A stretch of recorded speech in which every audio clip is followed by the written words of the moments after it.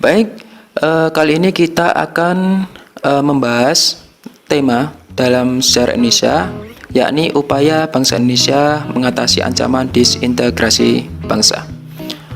Ini adalah materi sejarah Indonesia di bab pertama untuk kelas 12. Jadi, sebelum masuk ke materi yang lebih dalam terkait dengan disintegrasi bangsa, jadi nanti di materi ini kita akan bicara terkait dengan pergolakan, pemberontakan, atau kegiatan makar, yang mana ada beberapa hal pergolakan itu dibagi menjadi beberapa jenis ya. Misalkan contohnya pergolakan yang berkaitan dengan ideologi ya, seperti halnya Madiun Affair yang mau kita bahas. Terus kemudian ada TII ya, Darul Islam, Tentara Islam Indonesia. Kemudian ada Partai Komunis Indonesia atau Gerakan 30 September tahun 65. Itu sebagai bagian bentuk pergolakan yang berkaitan dengan ideologi. Selain pemberontakan atau pergolakan yang berkaitan dengan ideologi, ada juga yakni pergolakan yang berkaitan dengan kepentingan ya. Jadi contohnya misalkan pergolakan yang berkaitan dengan kepentingan itu misalkan ada pemberontakan Angkatan Perang Ratu Adil atau biasa disingkat APRA ya. Terus kemudian ada peristiwa Andi Aziz. Ada lagi misalkan contohnya Republik Maluku Selatan ya, mungkin kalian juga pernah dengar ya. Selain konflik atau pergolakan yang berkaitan dengan kepentingan, ada juga konflik dan pergolakan yang berkaitan dengan sistem pemerintahan, misalnya pemberontakan RRI, Permesta, terus kemudian terkait dengan persoalan negara federal dan BFO. Nah, itu salah satu tipologi atau pembagian terkait dengan disintegrasi bangsa pasca kemerdekaan Republik Indonesia tahun 45. Baik, langsung saja kita menuju ke materi ya. Oke, yang pertama kita akan bicara terkait dengan integrasi untuk kedaulatan sebuah negara.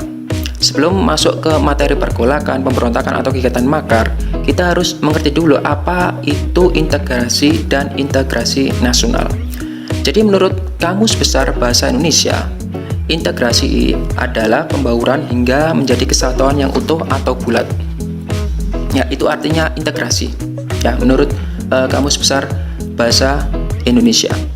Jadi kalau misalkan kita bicara integrasi nasional, berarti itu adalah penyatuan dari berbagai perbedaan yang ada, baik dari suku, agama, golongan, dan sebagainya ya, yang disatukan dalam suatu sistem. Itu namanya integrasi nasional.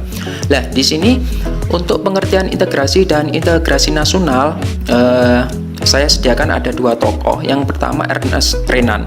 Siapa Ernest Renan ini? Ernest Renan itu adalah salah seorang filosof Prancis ya, salah seorang filosof Prancis yang dia itu pernah menulis terkait dengan salah satu tokoh Muslim, filosof tokoh Muslim, yakni Ibnu Rushdi.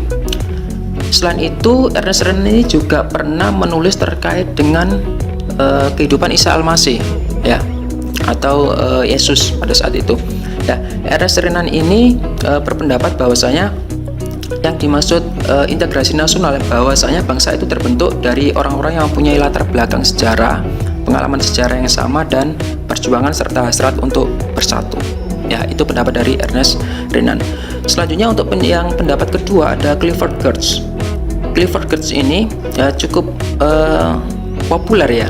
Ya, kalau misalkan nanti kalian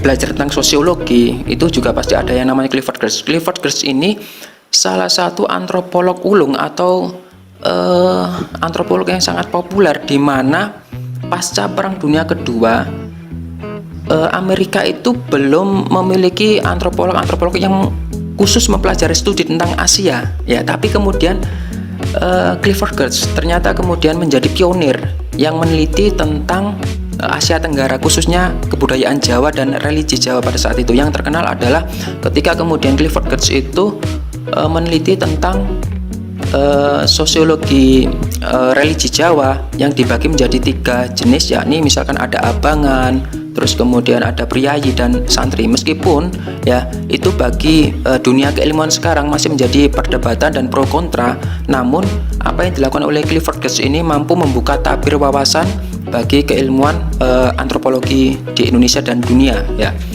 Jadi menurut Clifford Geertz ini ya, bangsa itu merupakan kumpulan orang dengan bahasa, sejarah, dan tanah yang sama. Ya, ini semua berkaitan dengan integrasi nasional ya. Oke, selanjutnya. Jadi dapat disimpulkan bahwasanya integrasi nasional merupakan suatu usaha atau proses mempersatukan berbagai perbedaan dalam suatu negara berdasarkan bahasa, darah, sejarah, kemudian tanah, dan tujuan yang sama sehingga tercapai keserasian dan keselarasan nasional. Jadi integrasi nasional itu berbagai perbedaan itu disatukan oleh suatu sistem ya, karena ada suatu kesamaan, baik itu kesamaan sejarah maupun tujuan ya, intinya adalah seperti itu. Baik, saya pikir kalian sudah paham terkait dengan pengertian integrasi nasional ya.